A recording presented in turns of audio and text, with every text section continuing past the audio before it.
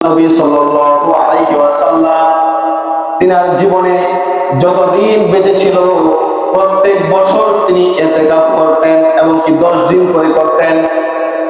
এজন্য আল্লাহর হাবিব সাল্লাল্লাহু আলাইহি ওয়াসাল্লাম যেহেতু প্রত্যেক বছর মৃত্যুর আগ পর্যন্ত ইতিকাফ করেছেন, তার মানে কি বোঝা যায় এই জিনিসের গুরুত্ব বেশি না কম?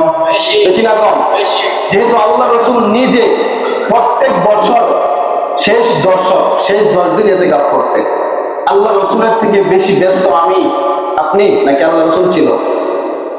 তিনি পুরো দেশ চালাতেন, রাষ্ট্রনায়ক ছিলেন। রাষ্ট্রনায়ক থাকার পরেও যেই ব্যক্তি, যে মানুষ 10 দিন ইতিকাফে বসতে পারে, তাহলে তার ব্যস্ততার তুলনায় আমার ব্যস্ততা কিছুই না। এজন্য আল্লাহ রাসূল প্রত্যেক বছর মৃত্যুর আগ পর্যন্ত ইতিকাফ করেছেন। আমাদেরকে ইতিকাফ করার দরকার আছে না নাই? যদি কোনো মুসলমান ইখলাসের সাথে শেষ দশকে যদি ইতিকাফ করে, তাহলে ইতিকাফের ফজিলত এত পরিমাণ বেশি।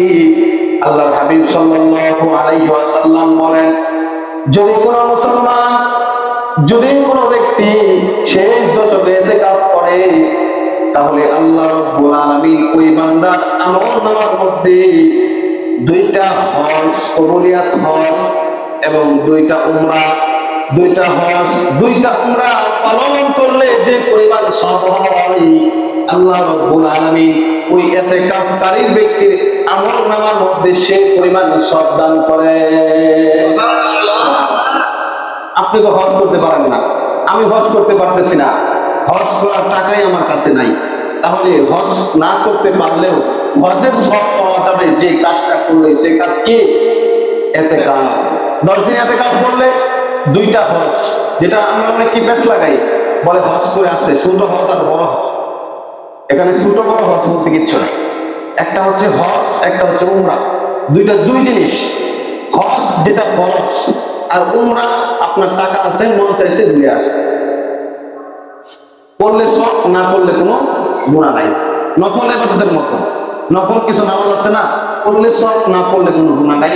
উমরাটা হলো এরকম, করলে সব, না করলে কোনো গুনাহ নাই।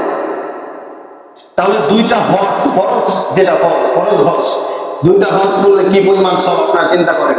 যে ব্যক্তি প্রকৃতভাবে হজ করে, ধরেন হজ করছে, 40 দিন হজ করার পরে দেশে আসছে, আল্লাহ রাসূল বলেন ওই ব্যক্তি এমন হয়ে যায় যে নিষ্পাপ শিশুর যেরকম কোনো গুনাহ থাকে না, হজ করার পরেও ওই ব্যক্তির কোনো গুনাহ থাকে না। সুবহানাল্লাহ। তাহলে ওই রকম 2টা হজ করলে যে সওয়াব হয়, এই পরিমাণ সওয়াব, এবং উমরা করলে অনেক সওয়াব।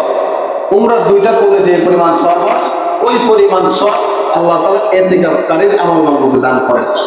এরপর এটাই শেষ না, ইসলামিক রাষ্ট্রের মধ্যে একজন মানুষ 40 দিন পর্যন্ত শেষ সীমান্তে পাহারা দেওয়ার কারণে যে পরিমাণ সওয়াব হয়, সেই পরিমাণ সওয়াব আল্লাহ তাআলা ওই ব্যক্তির আমলের মধ্যে দান করেন। সুবহানাল্লাহ। এখন ইসলামিক রাষ্ট্র শেষ সীমান্তে 40 দিন পাহারা দেওয়ার সওয়াব কেমন?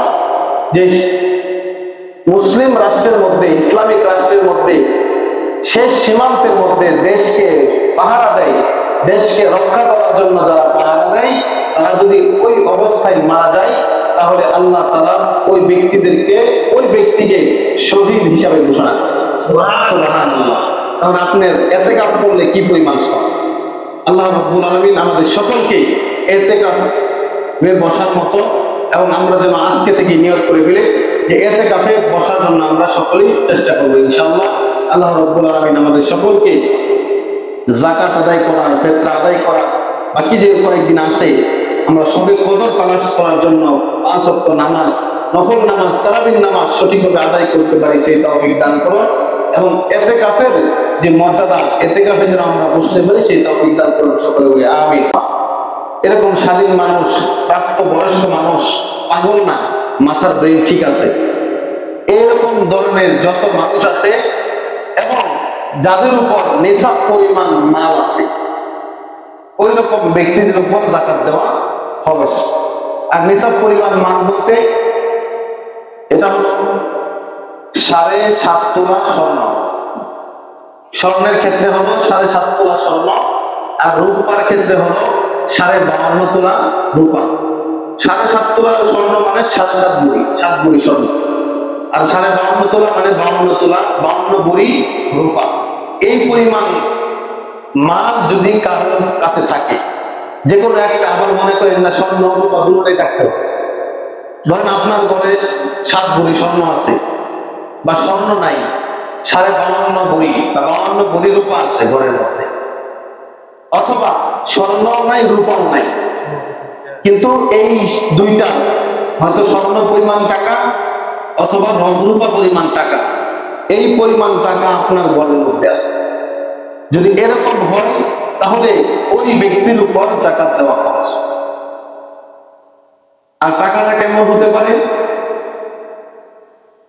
যেমন বর্তমান 52 ভরির 53 ভরির রূপার দাম কেমন হতে পারে, 1 ভরির রূপার দাম কত, এটা আপনি হিসাব করলে পাবেন।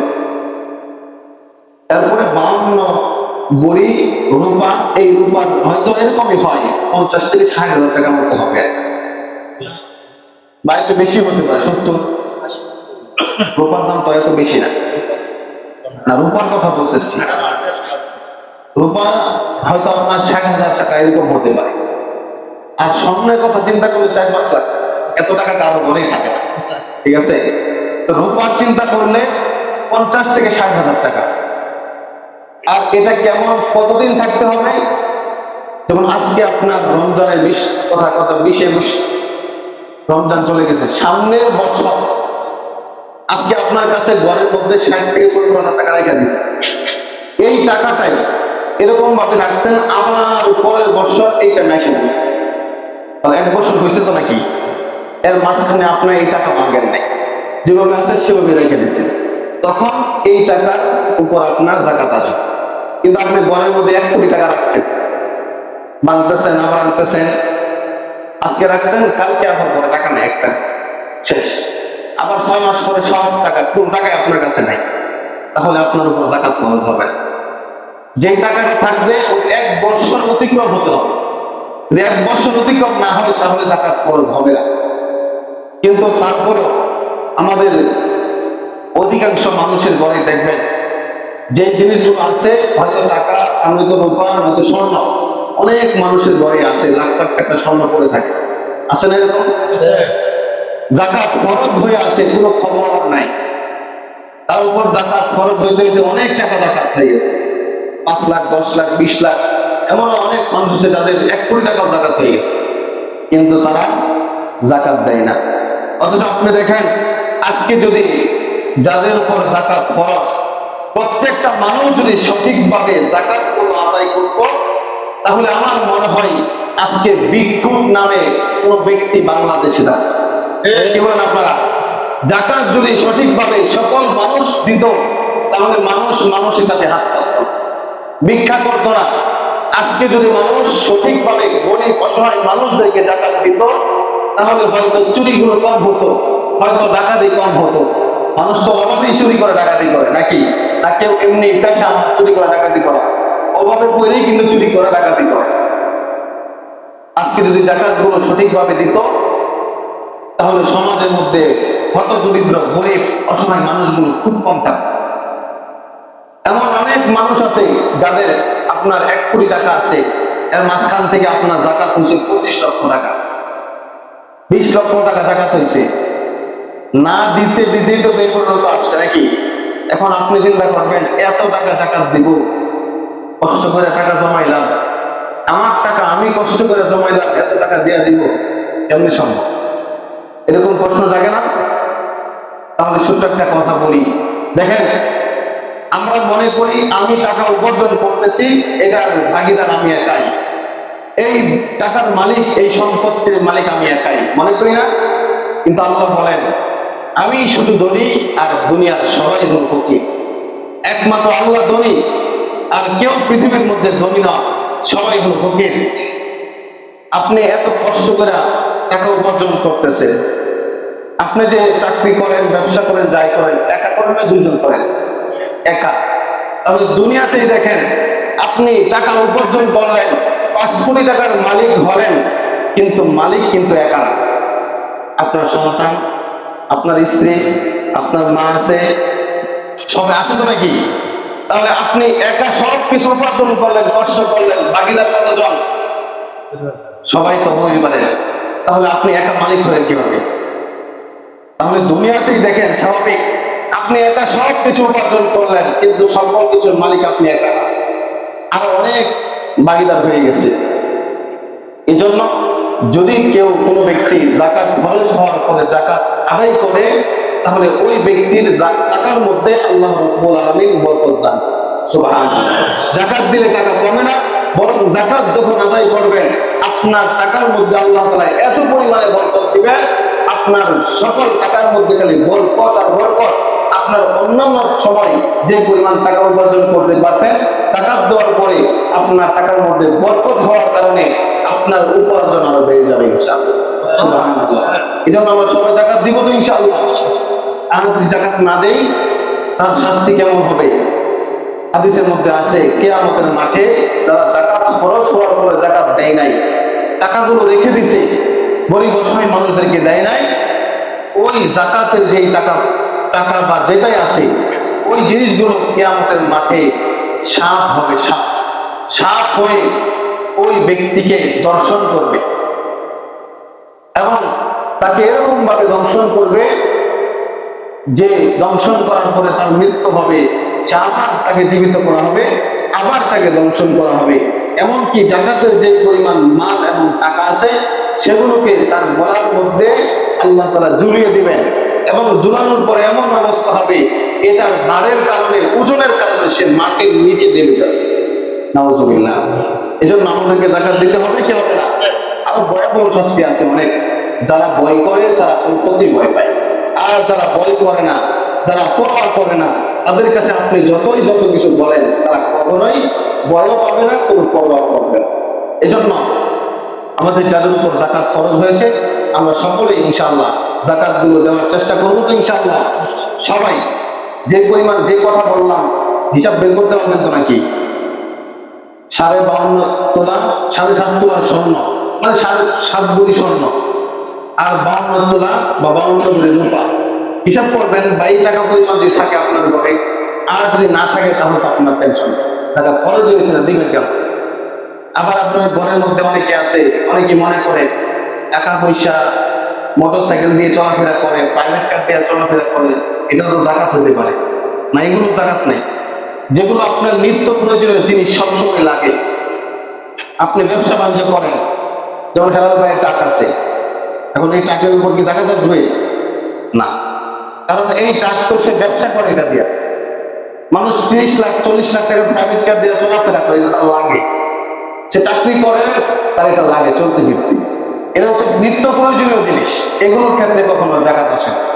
বরং এগুলো ব্যতীত যে টাকাগুলো রাখা থাকে, জমা থাকে, ওই জমাকৃত টাকার মধ্যে আপনার যাকাত আসে। এই জন্য আমরা একটু খেয়াল করে যাদের উপর যাকাত ফরজ আছে আমরা সবাই যাকাত দেওয়ার চেষ্টা করি। আর এই বছর ফিতরা, প্রত্যেক বছর তো আপনারা ফিতরা দেন নাকি? ফিতরার টাকা এই বছর সর্বনিম্ন হলো প্রত্যেক জনের 115 টাকা। আর ফিতরার জন্য কিন্তু বালেক না বালেক হতে হয় না, সবার জন্য। আপনার ছোট ছোট বাচ্চা আছে, সবার জন্যই 115 টাকা করে ফিতরা। এটা হচ্ছে সর্বনিম্ন যারা একদম গরিব তাদের জন্য। আর যারা একদম গরিব না, মোটামুটি অবস্থা ভালো, আমরা কি সর্বনিম্নটা দিব নাকি ভালোটা দিব? ভালোটা দেওয়ার চেষ্টা করব। সর্বোচ্চ হচ্ছে প্রায় 2900 টাকা। তো অনেকের জন্য এটাও দেওয়া সম্ভব না, আমার পরিবারে 10 জন আছে, 2900 টাকা করে সবার তো দেওয়া সম্ভব না। তো আমরা সবাই চেষ্টা করব, একদম সর্বোচ্চ না দিতে পারলেও সর্বনিম্ন আমরা দিব না, বরং এর থেকে একটু বেশি করে দিব। আমার পরিবারে 5 জন আছে, 200 করে দিব, 1000 টাকা। আমরা একদম নিম্নটা যাবো না, তবে নিম্ন হলো 115 টাকা সবার জন্য। এই জন্য আমরা এই ফিতরাটাও সবাই দেওয়ার জন্য চেষ্টা করব, পারবেন তো ইনশাআল্লাহ? ইনশাআল্লাহ। এই কয়েক টাকা আপনার জান যেন হেফাজত থাকে, আপনার যেন কোনো বিপদ আপদ না হয়, আপনি যেন সবসময় ভালো থাকতে পারেন, এই জন্য এই ফিতরা, অন্য কোনো উদ্দেশ্য না। আল্লাহ তাআলা মানুষের কাছ থেকে এই ফিতরাগুলো আদায় করে গরিব অসহায় মানুষদেরকে দান করার, যাতে করে আপনি নিজেও হেফাজত থাকেন, আপনার এই টাকা পেয়ে গরিব অসহায় মানুষগুলো যেন ভালো থাকে। ঠিক আছে? এই জন্য আমরা এই ফিতরাগুলো সঠিকভাবে আদায় করবো ইনশাআল্লাহ। আল্লাহ রাব্বুল আলামিন আল্লাহ রাব্বুল আলামিন আমাদের সকলকে যাকাত আদায় করা এবং ফিতরাগুলো সঠিকভাবে আদায় করার তৌফিক দান করুন, সকলে বলে আমিন। এবং আরেকটা সময় 10 দিন আসে বলছে ইতিকাফ একটা বিষয়, কথা বলেই শেষ করে দেব। ইতিকাফ এটা অনেক গুরুত্বপূর্ণ একটা বিষয়। আল্লাহ